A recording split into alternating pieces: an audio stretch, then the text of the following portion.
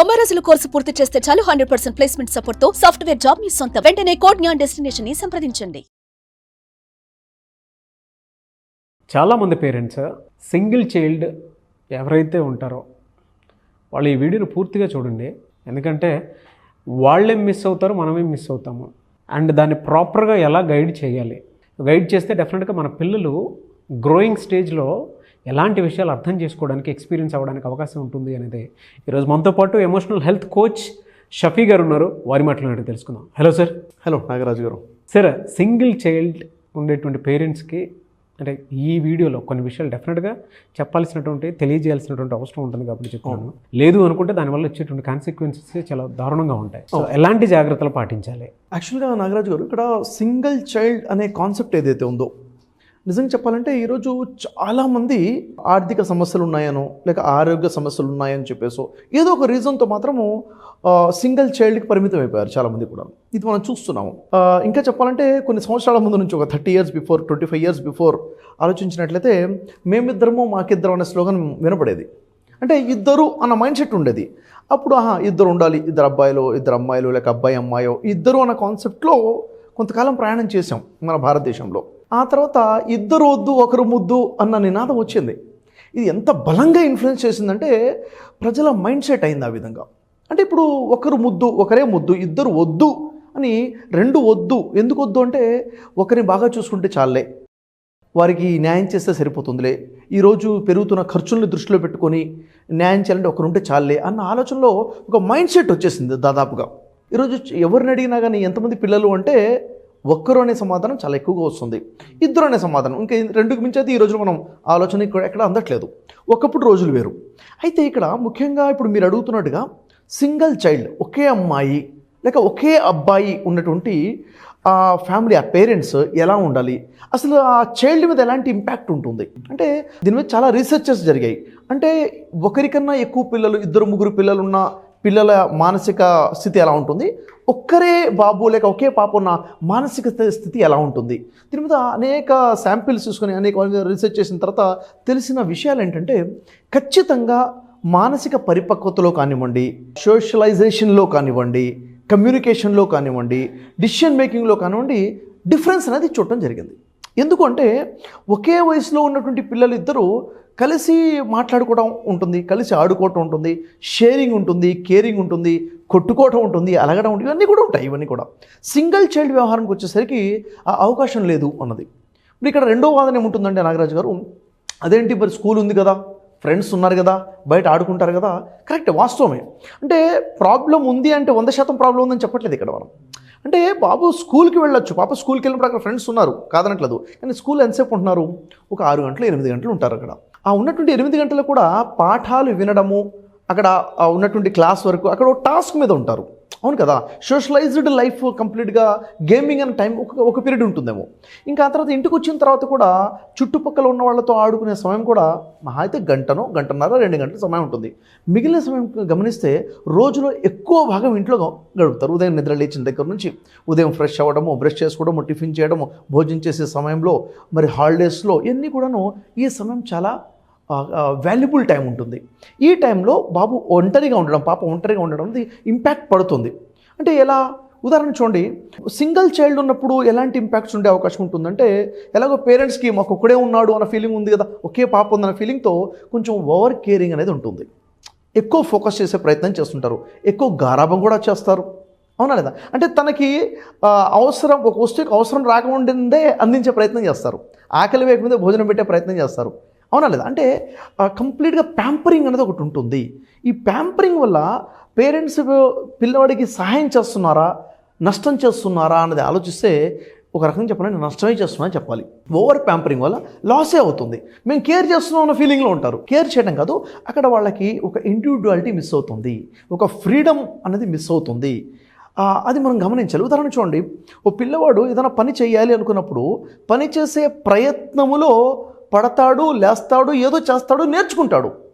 ఈ ఓవర్ కేరింగ్లో ఏమవుతుంది నాగరాజు గారు, ఆ పడే అవకాశం ఇవ్వము, వాడికి నేర్చుకునే అవకాశం ఇవ్వము. ఎందుకంటే ఆ ప్రేమ ఎక్కువగా ఉంటుంది, ప్యాంపరింగ్ ఎక్కువ ఉంటుంది. కాబట్టి మనమే పట్టుకొని నడిపించే ప్రయత్నం చేస్తాం. కాబట్టి వాడికి పడటం తెలియదు, లేవటము తెలిసే అవకాశం తక్కువగా ఉంటుంది.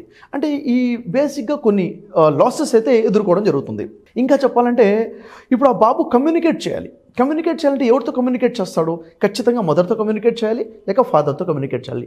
ఈరోజు లైఫ్ ఎలా ఉంది, ఎంత బిజీగా ఉంది. ఇద్దరు వర్క్ చేసేటువంటి ఫ్యామిలీస్ ఎన్ని ఉన్నాయంటే కోకొల్లలు ఉన్నాయి. ఇప్పుడు మా ఫ్రెండ్స్ ఉన్నారు, నాకు తెలిసిన వాళ్ళే ఉన్నారు, ఒకే బాబు లేక ఒకే పాప, ఇద్దరు వర్క్ చేస్తున్నారు. మరి ఇంట్లో బాబు ఎలా అంటే స్కూల్కి వెళ్ళి వచ్చిన తర్వాత చూసుకోవడం కోసం పని మనిషి ఉంటారనమాట. అంటే పని మనిషితో కేరింగ్లో ఎంత కమ్యూనికేషన్ ఉంటుంది, ఎంతగా ర్యాపో బిల్డ్ అవుతుంది అంటే నిజంగా చెప్పాలంటే దానివల్ల లాసే ఉందని చెప్పాలి. అంటే బిజీ లైఫ్ వల్ల మదర్ కేర్ మిస్ అవుతుంది, ఫాదర్ కేర్ మిస్ అవుతుంది. ఆ టైంలో కనుక తన అన్నయ్యో చెల్లో అక్కో ఉన్నట్లయితే ఖచ్చితంగా వాళ్ళ అమ్మ లేదన్న విషయం గుర్తుండదు, నాన్న లేదన్న విషయం గుర్తుండదు. ఇక్కడ అన్న చెల్లెని చూసుకోవచ్చు, అన్న తమ్ముడిని చూసుకునే అవకాశం ఉంటుంది, అక్క తమ్ముడిని చూసుకునే అవకాశం ఏదైతుందో ఇది ఇక్కడ మిస్ అవుతుంది. సో ఇవన్నీ కూడా డిఫరెన్సెస్ అవుతున్నాయి. ఇక్కడ ఏమైంది, సోషలైజేషన్ మిస్ అవుతుంది. అంటే ఉదయం లేచిన కాడ నుంచి పలకరించడము, నవ్వడము, మాట్లాడము, ఏదో ప్రశ్నించడము, సమాధానం చెప్పడము, ఇవన్నీ కూడా సోషలైజేషన్లో భాగమే కదా. ఇవన్నీ కూడా ఇక్కడ చాలా బలంగా ఉపయోగపడుతున్నాయి. సో ఇలాంటి ప్రాబ్లమ్స్ ఉన్నప్పుడు ఒకటే చైల్డ్ ఫిక్స్ అయిపోయింది, ఒకళ్ళే బాబు ఉన్నాడు, ఇప్పుడేం చేయాలన్నది క్వశ్చన్. ఇప్పుడు ఎలా కేర్ చేయాలి అంటే ఇప్పుడు మనం లాస్ అయిపోయిందంటే 100% లాస్ అయిందని చెప్పట్లేదు. 2-3 పిల్లలు ఉన్న దగ్గర కూడాను అవుట్ స్పోకెన్ లేకుండా ఉన్న పిల్లలు ఉంటారు, సోషలైజేషన్ స్కిల్స్ లేనటువంటి పిల్లలు ఉన్నారు, అవునా లేదా? మరి ఒకళ్ళు ఉన్నప్పుడు తీసుకోవాల్సిన జాగ్రత్తలు ఏంటి, 2-3 పిల్లలు ఉన్నా కానీ తీసుకోవాల్సిన జాగ్రత్తలు ఇవే. ఉదయం చెప్పాలంటే ఫస్ట్ పాయింట్ ఏంటంటే నాగరాజు గారు, పిల్లలతో సమయం ఎక్కువ కేటాయించి మాట్లాడే ప్రయత్నం చేయాలి. మాట్లాడాలంటే నిజంగా చెప్పండి, మాట్లాడాలి అనటం కూడా తప్పే, వింటం అలవాటు చేసుకోవాలి. వాళ్ళని మాట్లాడే విధంగా చేయాలి, వాళ్ళు మాట్లాడాలి, కమ్యూనికేషన్ అక్కడి నుంచి మొదలవ్వాలి. అంటే బాబు ఒక ప్రశ్న ఎలాంటిది అడగాలంటే క్లోజ్డ్ ఎండెడ్ క్వశ్చన్ కాకుండా ఓపెన్ ఎండెడ్ క్వశ్చన్ అడగాలి. ఫర్ ఎగ్జాంపుల్ చూడండి, స్కూల్లో ఫలానా టీచర్ వచ్చిందా ఈరోజు అంటే వచ్చింది లేక రాలేదు, సమాధానం క్లోజ్ అయిపోయింది. ఈ టీచర్ ఈరోజు ఏమేమి చేసింది, ఏమేమి చెప్పింది, స్కూల్లో ఏమేమి చేశారు, ఈ క్వశ్చన్కి ఆన్సర్ ఏమైపోయిందంటే ఇంకా ఓపెన్ ఎండెడ్ అనమాట, కంప్లీట్గా మాట్లాడుకుంటూ వెళ్ళిపోవచ్చు. పిల్లల్ని మాట్లాడించడం మొదలుపెట్టాలి. ఇది ఫస్ట్ టిప్ నేను ఇవ్వాలనుకుంటుంది. సింగిల్ చైల్డ్ ఉంటే ఖచ్చితంగా మ్యాండేటరీగా మీరు స్కూల్ నుంచి బాబు రాగానే ఏం జరిగిందో చెప్పరా, ఈరోజు ఫ్రెండ్స్ ఎవరెవరు వచ్చారా, ఏం జరిగిందిరా, క్లాస్ ఎలా జరిగింది, హోంవర్క్ ఏం జరిగింది అని చెప్పేసి మాట్లాడించాలి. వాళ్ళు చెప్పడం మొదలు పెడతారు. ఇంకా మనం ఏదైనా స్టోరీ కథ చెప్పామనుకోండి, కథ చెప్తే ఆ కథ విన్న తర్వాత నువ్వు రిపీట్ చేయమని కూడా చెప్పాలి, కథ నీకేమవుతుంది నువ్వు చెప్పని చెప్పాలి. అంటే మాట్లాడించడం అలవాటు చేసినట్లయితే సోషలైజేషన్, కమ్యూనికేషన్ స్కిల్స్ పెరుగుతాయి.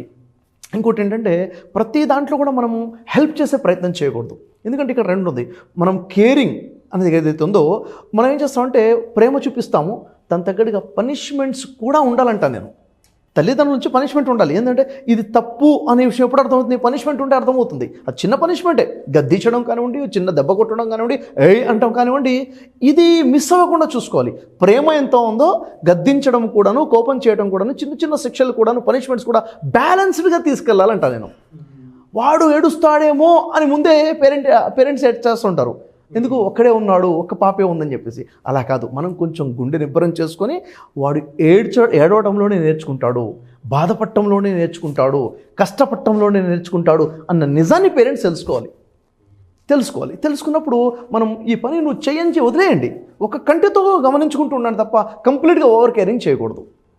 అతను చేసేటప్పుడు తప్పులు చేస్తాడు, చించేస్తాడు, తడిపేస్తాడు, పగలగొట్టేస్తాడు, లెట్ హర్ డూ చేయనివ్వండి. ఆ చేసే క్రమంలో నేర్చుకుంటాడు.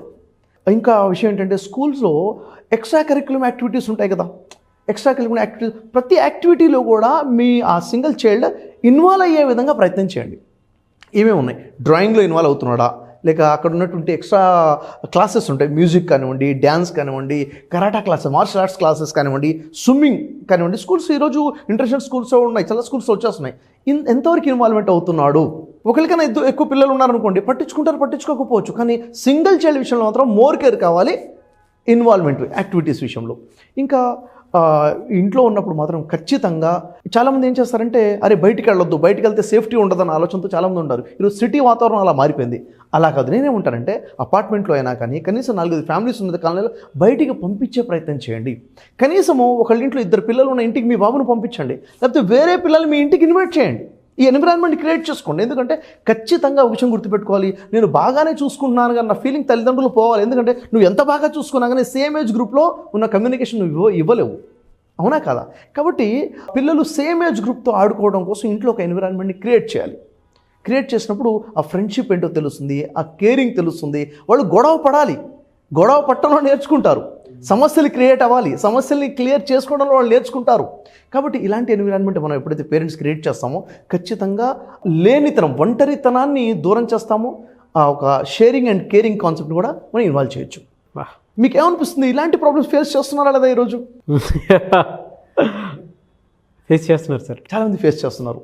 కాకపోతే ఇక్కడ నిజంగా ఏంటంటే నాగరాజు గారు, ఇగ్నోర్ చేయటం కనుక మనం చేస్తే పిల్లలు ఇంట్రావర్డ్గా మారిపోతారు. సింగిల్ చైల్డ్కి ఎక్కువ అవకాశం ఉంది, ఇంట్రావర్డ్గా మారిపోయే అవకాశం ఉంటుంది. ఇంట్రావర్డ్గా అవ్వకుండా ఉండాలంటే ఖచ్చితంగా మదర్ రెస్పాన్సిబిలిటీస్ మదర్ తీసుకోవాలి, ఫాదర్ రెస్పాన్సిబిలిటీ ఫాదర్ తీసుకోవాలి. ఎవరో ఒకళ్ళ రెస్పాన్సిబిలిటీ సింగిల్ చైల్డ్ విషయంలో సరిపోదు. అది 2-3 పిల్లలు ఉన్నారనుకోండి, ఎవరో ఒకళ్ళు కేర్ చేసినా కానీ మిగిలినది టేక్ కేర్ అయిపోతుంది ఆటోమేటిక్గా. వాడే నేర్చుకుంటాడు, అన్నయ్యని చూసి నేర్చుకుంటాడు, తమ్ముడికి టీచ్ చేస్తూ ఉంటాడు. ఇవన్నీ కూడా జరుగుతుంటాయి అన్నమాట. కాబట్టి గొడవ పడడము, అపార్థం అవ్వడము, మళ్ళీ అర్థం చేసుకోవడము, అడ్జస్ట్ అవ్వడము, త్యాగం చేయడము, ఇవన్నీ కూడా ఒకడు ఉన్నప్పుడే ఉంటుంది. ఇప్పుడు అమ్మ నాన్న ఒక్కడే చేయాలనుకోండి, ఈ వీడు ఏ విషయంలో త్యాగం చేస్తాడు చెప్పండి? ఇంకా త్యాగం చేసే అవకాశం లేదు కదా. వాళ్ళే వీడికి చాక్లెట్లు ఇస్తారు, వాడే వీడికి ఆటబొమ్మలు ఇస్తారు, ఇతను ఇచ్చేది ఏం లేదు అక్కడ.